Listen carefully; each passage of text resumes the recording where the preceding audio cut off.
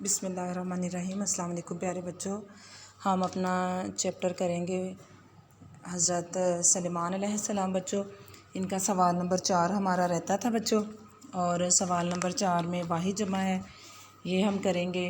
मैं आपको पढ़कर इसकी रीडिंग कर लेते हैं। रीडिंग सवाल नंबर 4 है बच्चों। वाहिद के जमा लिखिए। तरीका, तरीके, नहर, अनहार, तोहफ़ा, तहाइफ, मुश्किल, मुश्किलात, इशारा, इशारे, नेमत, नेमतें, मार्का, मार्के, ख़त, खतूत, मखलूक, मखलूक़ात।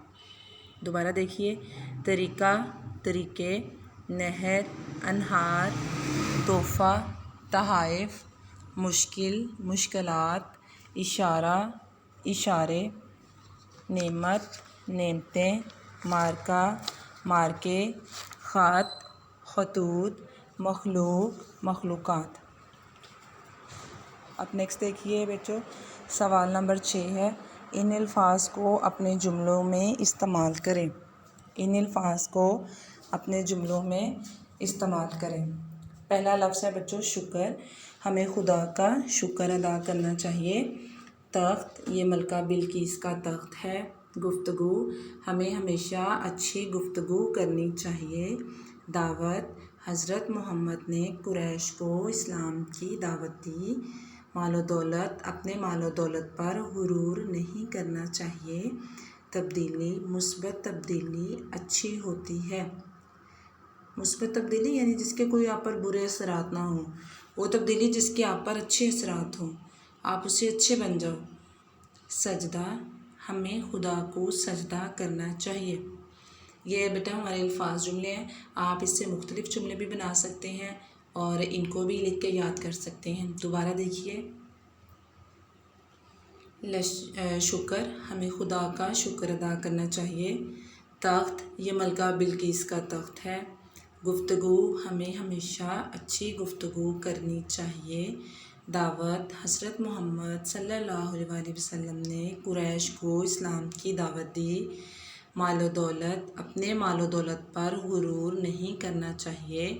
तब्दीली, मुस्बत तब्दीली अच्छी होती है। सजदा, हमें खुदा को सजदा करना चाहिए। ठीक है बेटा, ये हमारे अल्फाज जुमले हैं। पहले हमने जो है वो वाहिद जमा किए हैं, अब हमने अपने अल्फाज जुमले किए हैं। अब इसके नीचे जो हमारा सवाल है बेटा, वो सिफ्त मौसूफ़ का है। वो अपने बुक पर ही सॉल्व करने हैं। वो मैं आपको भी दिखा देती हूँ। वो मौसूफ़ हैं बुक में और आपने उसकी जो है वो बच्चों सिफ्त लिखनी है। हाँ जी, देखिए किस्सा सलेमान पढ़कर इसमें सिफ्त और मौसूफ़ चुनकर लिखिए। यानी कहीं सिफ्त नहीं है और कहीं पर बच्चों मौसूफ़ नहीं है। एक उन्होंने मिसाल हमें दी है नन्ही चूंटी, यानी छोटी सी चूंटी। चूंटी में मौसूफ़ है और उसकी खूबी या सिफ्त जो है वो नन्ही सी छोटी सी है। आगे आवाज़ मौसूफ़ है और उसकी सिफ्त हमने किताब से ढूंढ कर लगाई है मध्यम, हल्की आवाज़। और लश्कर का बच्चों है अज़ीमुशान, सिफ्त हमें दी है तो अज़ीमुशान लश्कर हम किताब से ढूंढ कर लिखेंगे। और बाकी मौसूफ़ में सल्तनत लगाई है तो हम सिफ्त में वसीओ अरीज़ लगाएंगे। गैर मामूली क़ुव्वते फ़ैसला आगे लगाएंगे। गैर मामूली यानी बहुत ज़्यादा जहानत, बहुत ज़्यादा ज़बरदस्त किस्म की क़ुव्वत फ़ैसला थी हज़रत सुलेमान अलैहिस्सलाम की। तो बेटा ये हमारा सवाल नंबर 5 है। इसको आपने बुक पर ही करना है और इसको याद भी करना है आपने जी। तो ये हमारा किस्सा सुलेमान अलैहिस्सलाम बच्चों ख़त्म हुआ। अब हम क्या करेंगे कि आपकी नर्दबान उर्दू ग्रामर हम जो है वो करेंगे। उसका आपने अलामत वक़्फ़ सफ़ा नंबर 2 है बच्चों हमारा, वो निकालिए। उसकी मैं रीडिंग करती हूँ आपके सामने, पढ़कर सुनाती हूँ कि अलामत वक़्फ़ क्या होता है। दूसरी ज़ुबानों की तरह उर्दू में भी अलामत वक़्फ़ को बड़ी अहमियत हासिल है। इनके बग़ैर अबारत में उलझाव पैदा होता है, मफ़हूम समझना दुश्वार हो जाता है। बाज़ औक़ात किसी अलामत की जगह तब्दील होने से माने भी बदल जाते हैं। मसलन पकड़ो मत जाने दो, पकड़ो मत जाने दो। तो अब देखो उन्होंने अलामत वक़्फ़ बच्चों लगाई हुई है, नज़र आ रहा है आपको। सफ़ा नंबर 2 किताब खोल कर बैठिए ताकि आपको समझ आए। कि पकड़ो मत जाने दो, ठीक है, और पकड़ो मत जाने दो, दोनों में जो है वो फ़र्क आ गया, माने के लिहाज से दोनों में बच्चों फ़र्क आ गया है, ठीक है। तो इसीलिए अलामत वक्फ़ में जो फ़र्क है उसको वाज़े करने के लिए हम अलामत वक्फ़ बच्चों लगाते हैं, ठीक है। आगे देखिए आप, अब उन्होंने पूरी इबारत लिखी है जिसमें उन्होंने बताया है बच्चों कि हमें जो है वो किस तरह से इसको करना है।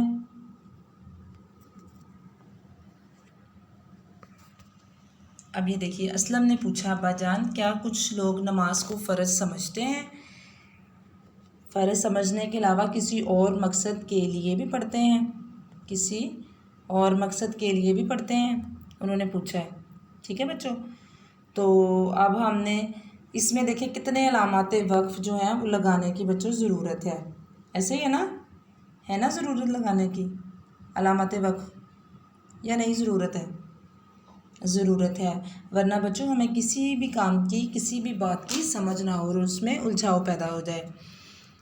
अच्छा जी, अब देखिए ये आपने इबारत की मैं रीडिंग कर देती हूँ, इसको जब आप किताब खोलेंगे तो आपको समझ आ जाएगी। अब्बाजान बोले, हाँ बेटे, बाज़ औक़ात नमाज इसलिए पढ़ते हैं कि लोग इन्हें अच्छा और नेक समझें, इंसान समझें। ऐसी नमाज दिखावे की नमाज है और इसका कोई सवाब नहीं।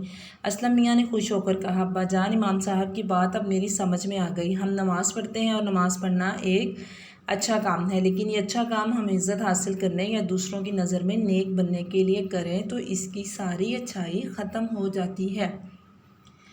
जी बेटा, आपने देखा कि जब किसी की कही हुई बात को उसके अपने अल्फाज में बयान करनी हो तो जहाँ से जुमला शुरू हो वहाँ ये निशान लगाते हैं, कॉमास का बेटे निशान लगाते हैं। जहाँ कोई बात अपने अल्फाज में कर रहा हो वहाँ कॉमास शुरू और आखिर में लगाते हैं। ये देखें ज़रा, ये कॉमास लगाए गए। इस इबारत को जब आप पढ़ेंगे साथ साथ नीचे ये इसके जो पॉइंट्स दिए गए हैं, की पॉइंट्स हैं, इनको आप देखेंगे तो आपको समझ आ जाएगी कि जब कोई शख्स अपनी बात करता है तो उसकी बात को हम कॉमास में लगा देते हैं और इसको हम उर्दू में वावैन कहते हैं और इंग्लिश में इन्वर्टेड कॉमास कहते हैं। जब किसी की कही हुई बात को उन्हीं के अल्फाज में बयान करना हो तो हम जो है वो वावैन लगाते हैं, जिसको इंग्लिश में इन्वर्टेड कॉमास कहते हैं। 2 कॉमा को जो है वो शुरू में लगा देते हैं और 2 कॉमास को जो है आखिर पे लगा देते हैं उस बात के, इसको उर्दू में वावैन कहते हैं। अब आप पैरे में देखिए, जहाँ जहाँ पे अब्बाजान की बात शुरू है वहाँ पे कॉमास शुरू भी हैं और ख़त्म पर भी लगाए गए हैं। जुमले में जब किसी को मुखातिब किया जाए तो ये अलामत, ये निशान लगाते हैं, इसको नदाया। इसी तरह जब खुशी, रंज या हैरत का इजहार किया जाए तो भी ये निशान लगाते हैं। इस निशान को अलामत ताजुब या नदाया और फजाया और इंग्लिश में इसे एक्सक्लेमेशन मार्क कहते हैं। मसलन, वाह वाह कैसा सुहाना मौसम है, उफ़ आज कितनी गर्मी है, उफ़ आज कितनी गर्मी है, आह अब मैं इसे कभी ना देख सकूँगा। एक ही जुमले में जब बहुत सी बातें पैदा हो जाएं तो उसको आसानी से समझने के लिए हल्का सा वक्फ़ा लगाते हैं। इसे इंग्लिश में कॉमा और उर्दू में सक्ता, वक्फ़ा या सक्ता कहते हैं। जब कोई जुमला सवाल की सूरत में ख़त्म हो तो ये निशान लगाते हैं, इसे इंग्लिश में क्वेश्चन मार्क कहते हैं और उर्दू में निशान इस्तफ़हाम कहते हैं। जहाँ जुमला ख़त्म हो वहाँ ये निशान लगाते हैं, इसे उर्दू में वक्फ़ा और इंग्लिश में बच्चों फुल स्टॉप कहते हैं। अब इस पेज को आपने, पेज नंबर 2 है हमारा, इसको आपने अच्छी तरह पढ़ लेना है और फिर इसके साथ हम जो है वो इस पेज नंबर 3 को सॉल्व करेंगे। सवाल पूछा है कि ये कॉमास लगा दिए कि ये निशान कहाँ लगाते हैं। जब किसी की कही हुई बात को बयान करें तो ये कॉमास लगाए जाते हैं, इसको हम वावैन कहते हैं। जब किसी की कही हुई बात को बयान करें यानी उसी के अल्फाज को बयान करें तो तब हम ये इन्वर्टेड कॉमास लगाते हैं, जिसे उर्दू में वावैन कहते हैं। अगला सवाल नंबर 2 देखिए कि ये जो अलामत है निशान इस्तफ़हाम जो है, जिसे सवालिया निशान कहते हैं, ये कब लगाते हैं। जब किसी जुमले में सवाल हो तो आखिर में निशान इस्तफ़हाम, सवालिया निशान यानी क्वेश्चन मार्क लगाते हैं, ठीक है बच्चों।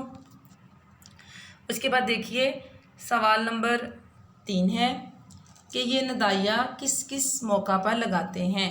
नदाया या फजाया या अलामत ताजुब कहाँ लगाए जाते हैं? किसी भी बच्चों गमी खुशी के मौका पर हम लगाते हैं, ठीक है। अब मैंने यहाँ पर मिसालें लिखाई, आप वैसे भी इसको लिख सकते हैं कि किसी भी अच्छी या बुरी बात के लिए लगाए जाते हैं, और वैसे भी आप यहाँ लिख सकते हैं वाह वाह कितना प्यारा मौसम है, वाह वाह के बाद और उफ कितनी गर्मी है, यानी दुख और सुख दोनों हाथों में ये लगाया जाता है। ये आगे देखें, ये निशान कब लगाते हैं और इसे क्या कहते हैं? सवाल नंबर 4 है, ये ख़त्मा का निशान है, फुल स्टॉप है। इसे उर्दू में जो है वो वक्फ़ा और इंग्लिश में इसे फुल स्टॉप कहते हैं। जहाँ जुमला ख़त्म हो वहाँ ये लगाते हैं। ठीक हो गया।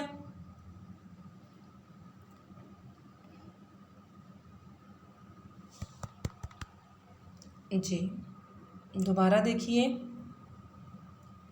जब किसी की कही हुई बात को बयान करें तो ये वावैन लगाते हैं। सवाल नंबर 2 का जवाब है, जब किसी जुमला में सवाल पैदा हो तो आखिर में सवालिया निशान लगाते हैं। और जब नदाई और फजाई उस वक्त लगाते हैं जब गमी खुशी के मौका पर जो है वो हम ये लगाते हैं वाह वाह कितना प्यारा मौसम है, चाहे आप मिसालें लिख दें या डिटेल लिख दें। जहाँ जुमला ख़त्म हो वहाँ ख़त्मा लगाते हैं, इसको वक्फ़ा भी कहते हैं, ख़त्मा भी कहते हैं बच्चों, और इसे इंग्लिश में फुल स्टॉप कहते हैं। अब आगे जो आपने करना है वो ये है, दर्ज झैल जुमलों में अलामत वक्फ़ लगाइए। ये हिस्सा बे है, ये आपने आगे सॉल्व करना है। मैंने यहाँ सॉल्व किया हुआ है, आप इसको देखिए। उन्हें कुश्ती लड़ना, घुड़सवारी और दौड़ लगाना पसंद है। अब देखिए, कुश्ती लड़ना, घुड़सवारी दोनों के दरमियान कॉमा होगा तो ये दो अलग अलग लफ्ज़ हैं। इनके दरमियान छोटा सा हम जो है वो वक्फ़ा लगाएंगे, इसको वक्फ़ा भी कहते हैं। वक्फ़ा एक खफीफ यानी थोड़ा सा वक्फ़ा, या इसे सकता कहते हैं। और आगे देखें, हमने ख़त्मा लगाया यानी उसको ख़त्म कर दिया, फुल स्टॉप लगाया है। क्या तुम वहाँ गए थे, इसमें हमने सवालिया निशान लगाया है। सुभान अल्लाह, ये वही बात कि खुशी के मौका पर भी नदाइया और फजाइया लगाते हैं या अलामत ताजुब लगाते हैं। यहाँ पर हमने सुभान अल्लाह के बाद लगाई है अलामत ताजुब या नदाइया फजाइया, और आगे हमने ख़त्मा लगाया है, जुमले को ख़त्म किया है। उन्होंने कहा मैं दफ्तर से जल्दी निकलूँगा।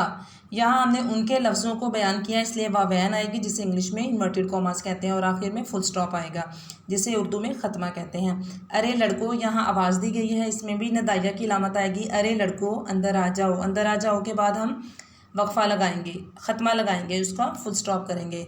हाय, उसका कम उम्री में ही इंतकाल हो गया। हाय भी अफसोस का जुमला है, इसलिए हम नदाइया इसके आखिर पर लगाएंगे, हाय के बाद नदाइया लगाएंगे, और इंतकाल के हो गया के बाद हम ख़त्मा लगाएंगे, जुमला ख़त्म हो गया। बाग में आम, अमरूद और केले के दरख्त लगे हैं। बाग में आम के बाद कॉमा लगाएंगे ताकि आम और अमरूद दो अलग लफ्ज़ हैं, इसमें फ़र्क वाज़ेह हो जाए। केले के दरख्त लगे, आखिर में हम ख़त्मा लगाएंगे यानी फुल स्टॉप।